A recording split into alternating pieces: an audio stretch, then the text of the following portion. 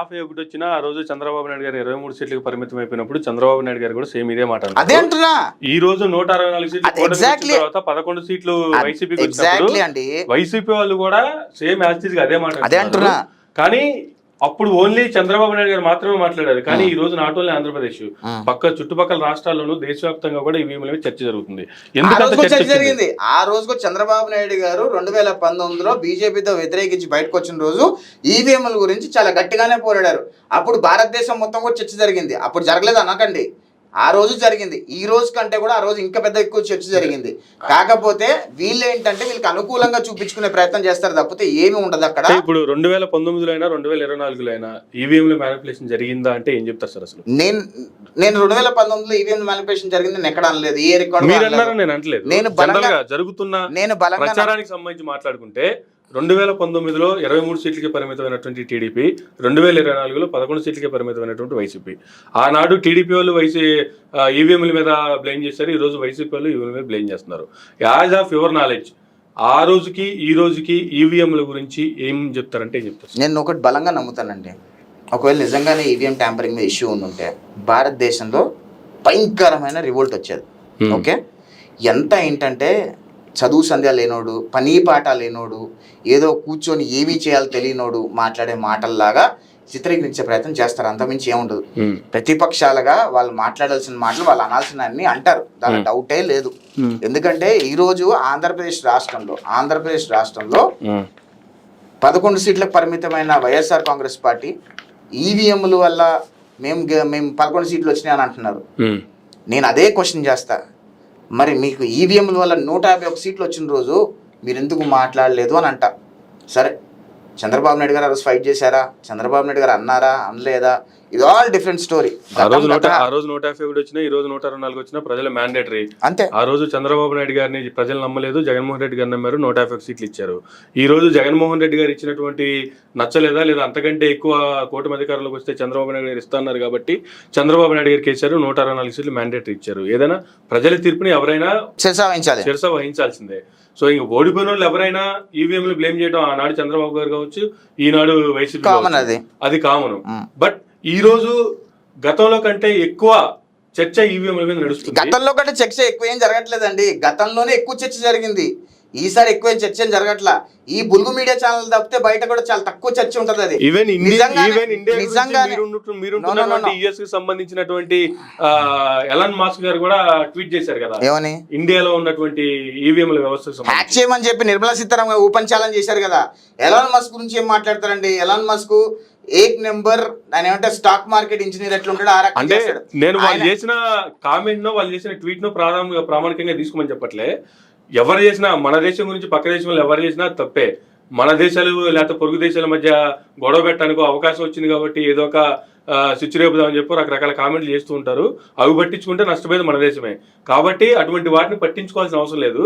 But ఇటువంటి కామెంట్లు ప్రపంచవ్యాప్తంగా ఎందుకు వస్తున్నాయి? వెరీ కామన్ అండి అవన్నీ కూడా. ఎక్కడైనా సరే ఎప్పుడైనా గుర్తుపెట్టుకోండి, ఎలాన్ మస్క్ మైండ్ సెట్ ఏంటో తెలుసా మీకు? ఆయన ఎప్పుడైతే పరిపతి తగ్గుతుంది అనుకుంటాడో ఎక్కడ కెలుకుతాడు, మళ్ళీ న్యూస్ లో ఉంటాడు.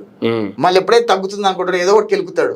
ఆ రకంగా మైండ్ సెట్ ఉన్న ఎలాన్ మస్క్ ఒక ట్వీట్ చేస్తే మన ఆర్థిక శాఖ మంత్రి గారు ఓపెన్ ఛాలెంజ్ ఇచ్చారు, దమ్ముంటే వచ్చి ప్రూవ్ చేయని. తోక ముడిచి వెనక్కి వెళ్ళిపోయాడు. దాని తర్వాత ఇక్కడ రెస్పాండ్ చేసడం వల్ల ఎలాన్ మస్క్ చేయలా. నేను అంటుంది ఏంటంటే ఇవన్నీ కూడా ఇట్స్ ఆల్ పొలిటికల్ గేమ్ ఇదంతా కూడా. అదే నిజంగానే ఈవీఎంలు కనుక ట్యాంపరింగ్ అయ్యి నిజంగానే ఏదో ఉండి ఉంటే కనుక do you think Rahul Gandhi Congress party ఊరుకునేదా? మొత్తం అల్లకల్లోలం చేస్తుండే కాదు, పార్లమెంట్ మొత్తం. వాళ్ళకి రావాల్సిన సీట్లు కంటే తక్కువ వచ్చో లేకపోతే వీళ్ళు భారీ మెజార్టీతో గెలిచి ఉంటేనో అంటే అన్ని మీరే మేబీ గొడవ చేస్తే చేయండొచ్చు. అన్ని మీరే మాట్లాడుతున్నారు. ఇది నేనే మాట్లాడుతున్నట్టు నన్ను బ్లేమ్ చేయండి. నేను అంటుంది ఏంటంటే మీడియా మిత్రులుగా మీడియా వాళ్ళు ఏం చేస్తారంటే అన్ని మాకు చెప్పే ప్రయత్నం చేస్తారు, కానీ మీరు కూడా కొన్ని విజులేషన్ చేయాలి. అరే అన్ని వాళ్ళే మాట్లాడుతున్నారు కదా, ఇది రైట్ క్వశ్చన్ అని మీరు కూడా ఆలోచించాలి కదా మమ్మల్ని అడిగేటప్పుడు. కాకపోతే మీడియా వాళ్ళు ఏంటంటే 2 క్వశ్చన్లు మా మీద వేస్తారు. అందుకే ఎవరొచ్చినా ఎవరు ఓడిపోయినా ఈవీఎంలు బ్లేమ్ చేస్తున్నారు. దాని గురించి మీ విశ్లేషణ మాత్రమే అడిగింది. నా విశ్లేషణ వెరీ సింపుల్ అండి.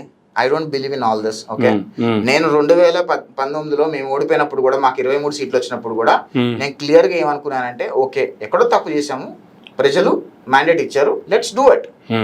ఖచ్చితంగా దాని మీద పోరాటం. మా పోరాటం కూడా జగన్మోహన్ రెడ్డి చేస్తున్న అరాచకాల మీద పోరాటం మొదలుపెట్టాం. జగన్మోహన్ రెడ్డి మా మీద కేసులు పెట్టి మమ్మల్ని రెచ్చగొట్టాడు. మమ్మల్ని రెచ్చగొట్టడం వల్ల మేము అగ్రెసివ్గా చేయడం మొదలుపెట్టాం. అదే మేము జగన్మోహన్ రెడ్డి చేస్తున్న అరాచకాలు సామాన్య ప్రజలు సామాన్య మాధ్యమాల ద్వారా వీడియోల ద్వారా సోషల్ మీడియా ద్వారా ప్రజల్లోకి తీసుకెళ్తూ ఉండుంటే ఏదో ఒకటో అరో వారానికి ఒకటో అరో తీసుకునే వాళ్ళం. ఎప్పుడైతే జగన్మోహన్ రెడ్డి నా మీద కేసు పెట్టాడో నేను అనుకున్నా, సరే జగన్మోహన్ రెడ్డితో ఫైట్ చేయాలి, done, my fight is with Jaganmohan Reddy, let's do it. Jaganmohan Reddy చేసిన ప్రతి అరాచకం ప్రతి పిచ్చి తుగ్గుల నిర్ణయాన్ని ప్రజల్లో వివరించే ప్రయత్నం చేశాం. దానిలో సక్సెస్ అయ్యా. ఈరోజు జగన్మోహన్ రెడ్డి నన్ను చూసి భయపడ్డాడని నేను అనుకుంటా. ఎందుకంటే అరెస్ట్ చేశాడు ఎయిర్పోర్ట్ లో, ఇంచు కూడా చేయకుండా వదిలిపెట్టాడు. రఘురామకృష్ణరాజు గారు లాంటి వాళ్ళని, దేవినేని ఉమ గారు లాంటి వాళ్ళని, పొట్టాభి గారు లాంటి వాళ్ళని వాళ్ళందరి మీద మ్యాన్ హ్యాండ్లింగ్ చేశాడు. మా మీద మ్యాన్ హ్యాండ్లింగ్ చేయడం కూడా భయపడ్డాడని అనుకుంటున్నాను. Proud to say that. నిజంగానే భయపడ్డారా? అఫ్ కోర్స్ భయపడ్డాడు కాబట్టి మమ్మల్ని చేయి కూడా వెళ్ళకపోయాడు కదా. భయపడకపోయింటే వాళ్ళని మమ్మల్ని కూడా కొట్టేవాడు కదా. కానీ వీళ్ళందరూ కొట్టింది వాస్తవం అంటారా? మ్యాన్ హ్యాండ్లింగ్ అయితే చేశారని రఘురామకృష్ణరాజు గారు చెప్పారు కదా, డైరెక్ట్గా బయటకు వచ్చి చెప్పారు కదా. ఒక ఎంపీ ఆ ఎంపీని చావబాది చంపబోయాడు జగన్మోహన్ రెడ్డి అని చెప్పి ఆయన చెప్పాడు. ఆఖరికి నేను కొడుతుంటే జగన్మోహన్ రెడ్డి వీడియో కాల్లో చూశాడని కూడా ఆయన చెప్పారు. అంతకంటే సైకోపాత్ ఎవరైనా ఉంటారా భూ ప్రపంచం మీద?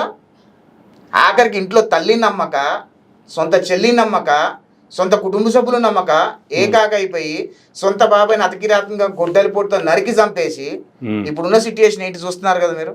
అదే పరిస్థితి. అంటే జగన్మోహన్ రెడ్డి అనే వ్యక్తి ఒక మానవ రూపం, మృగం అని చెప్పి సొంత కుటుంబ సభ్యులు చెప్పారు. ఆఖరికి ఎలక్షన్ టైంలో కూడా మళ్ళీ 7 ఎకర్లు ఎత్తుకుంటాడు అని చెప్పి తల్లి అమెరికా పారిపోయింది కదా. అక్కడికి వెళ్ళి జగన్మోహన్ రెడ్డికి ఓటేయమని చెప్పిందా తల్లి? షర్మిలమ్మ ఓటేయమని చెప్పింది. అంటే జగన్మోహన్ రెడ్డికి ఓటు వేయొద్దు అని చెప్పింది కదా ఇండైరెక్ట్ గా.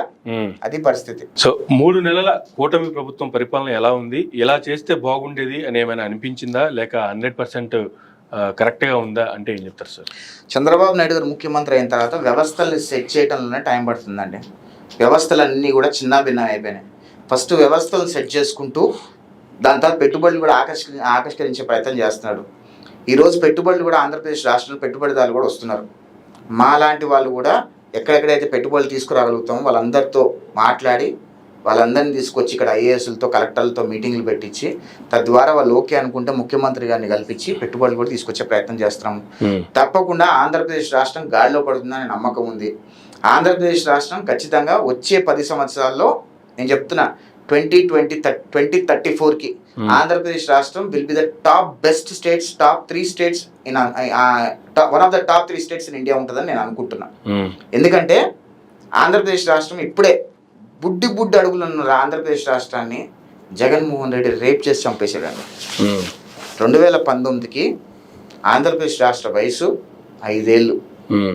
5 ఏళ్ల పసిగుడ్డుని రాష్ట్రాన్ని జగన్మోహన్ రెడ్డి రాజకీయ ఉగ్రవాదితనాన్ని పిచ్చితుగ్గులకు రాజకీయంతో సర్వనాశనం చేశాడు. ఎలా అంటారు? ఎలా అంటే 2019 నుంచి 2024 వరకు జగన్మోహన్ రెడ్డి రాష్ట్రాన్ని ఏం అభివృద్ధి చేశాడు చెప్పండి? ఎన్ని పెట్టుబడులు తీసుకొచ్చాడు చెప్పండి? రాష్ట్రంలో ఎంతమందికి ఉపాధి కల్పించాడు చెప్పండి? ఎన్ని ప్రాజెక్టులు పూర్తి చేశాడు చెప్పండి?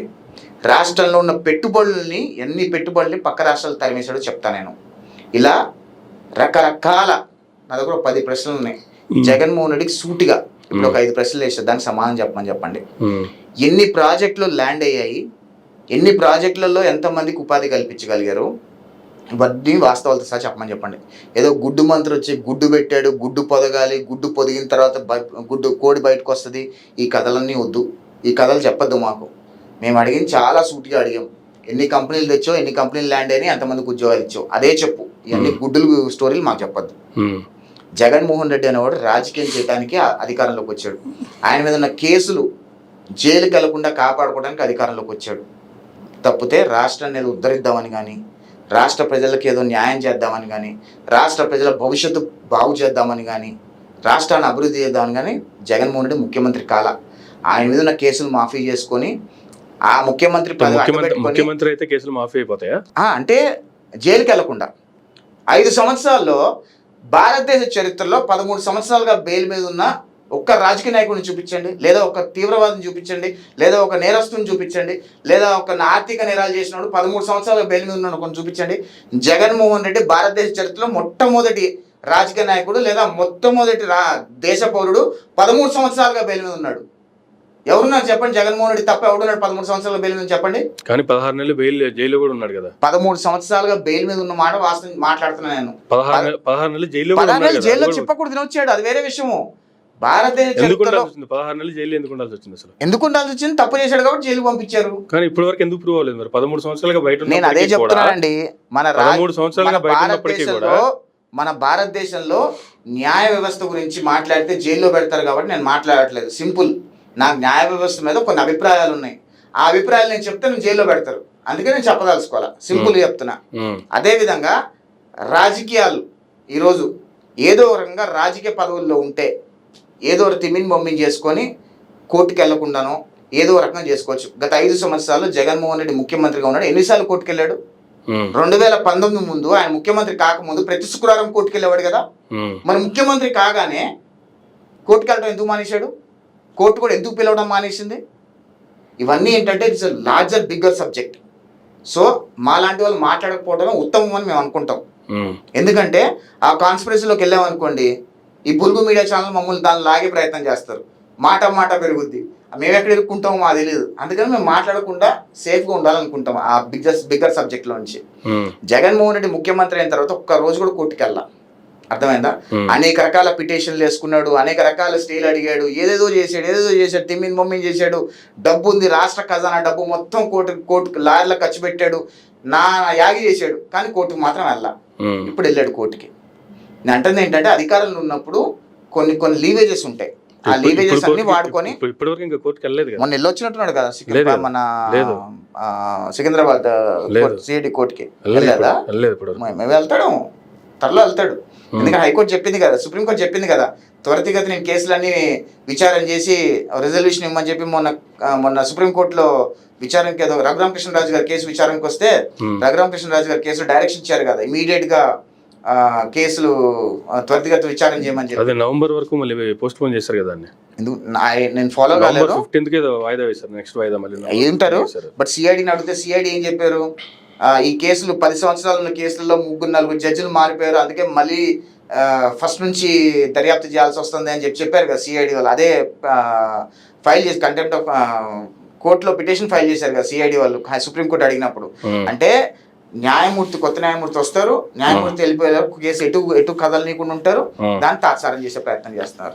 రాజకీయం అడ్డు పెట్టుకొని ఈ రకమైన చేస్తున్నారు. కాబట్టి నేను అదే చెప్పేది, ఇక్కడ ఏంటంటే జగన్మోహన్ రెడ్డి అధికారంలోకి వచ్చింది కూడా రాజకీయం చేయడానికి కాదు, సరైన రాజకీయం చేయడానికి. ఆయన కేసులు ఎటుకి ముందుకు వెనక్కి వెళ్లకుండా ఉండడానికి మాత్రమే చూసుకోవడానికి ప్రయత్నం చేశాడు. ఓవరాల్ గా పాలన గురించి ఏం చెప్తారు? 100% కరెక్ట్ గానే ఉందా, లేదు 3 నెలల్లో ఇంకేమైనా చేస్తే బాగుండేది అనిపించిందా?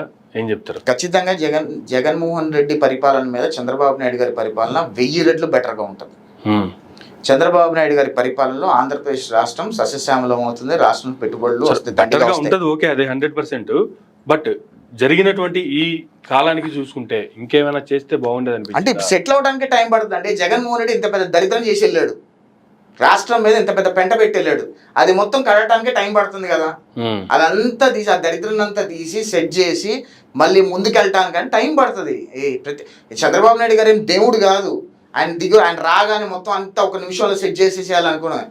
ఆయన ఉన్న పరిపాలన దక్షత వల్ల ఆయన అంత తొందరగా దాన్ని అంతా క్లియర్ చేసుకొని ముందుకెళ్ళి రాష్ట్రాన్ని ఖచ్చితంగా బాగు చేస్తారనేది నమ్మకం అయితే మాకుంది. ఖచ్చితంగా చంద్రబాబు నాయుడు గారిని నమ్మి రాష్ట్ర ప్రజలందరూ ఓటేశారు కాబట్టి ఖచ్చితంగా ఆంధ్రప్రదేశ్ రాష్ట్రం మంచి రోజులు రాబోతున్నాయి. ఈ రోజు చంద్రబాబు నాయుడు గారు కేంద్రంలో కూడా చాలా కీలక పాత్ర పోషిస్తున్నారు. ఆంధ్రప్రదేశ్ రాష్ట్రానికి ఏ రకంగా నిధులు తెచ్చుకోవాలో అన్ని రకాల నిధులు తీసుకొస్తారు, రాష్ట్రాన్ని ఏ రకంగా గాడిలో పెట్టాలో పెడతారు. రాష్ట్రంలో అమరావతి ఏ రకంగా పూర్తి చేయాలో ఈ 5 సంవత్సరాల్లో నాకు తెలిసి 70% అమరావతి పూర్తి చేస్తారని నేను అనుకుంటున్నా. చంద్రబాబు నాయుడు ఎక్కడ చెప్పలేదు నేను ఇది పూర్తి చేస్తాను, కానీ నేను అనుకుంటున్నాను, ఎందుకంటే ఆయన విజన్ అలా ఉందని నాకు అనిపిస్తుంది. ఎందుకంటే ఈ 5 సంవత్సరాల్లో అమరావతిని పట్టాలు ఎక్కిస్తే ఇంకెవ్వడు ఆపేది ఉండడు. ఈ పిచ్చి తుక్కులకు జగన్మోహన్ రెడ్డి లాంటి వాళ్ళు ఇంకెవరు వచ్చినా సరే మళ్ళీ 3 క్యాపిటల్ అంటాం కానీ పిచ్చి వేషాలు వేయటం కానీ అన్నీ జరగకుండా ఖచ్చితంగా అమరావతిని కట్టేస్తే క్యాపిటల్ మొత్తం రెడీ అవుతాయి. అట్లీస్ట్ ఒక లేఅవుట్ వచ్చేస్తే క్యాపిటల్ ఖచ్చితంగా అమరావతి క్యాపిటల్ ఉంటుంది. కాబట్టి ఆంధ్రప్రదేశ్ రాష్ట్ర గ్రోత్ ఇంజిన్ కూడా ముందుకెళ్తూ ఉంటుంది. ఎంత పిచ్చి తుగ్గులకు రాజకీయ నాయకులు వచ్చినా సరే ఇంకా ఏవి కూడా చిన్నాభిన్నం చేయకుండా రాష్ట్రాన్ని సర్వనాశనం చేయకుండా పర్మనెంట్గా శాశ్వతంగా భవనాలన్నీ కట్టేసి శాశ్వతంగా క్యాపిటల్ అన్నీ అయిపోతే కనుక ఖచ్చితంగా రాష్ట్రం బాగుపడుతుంది.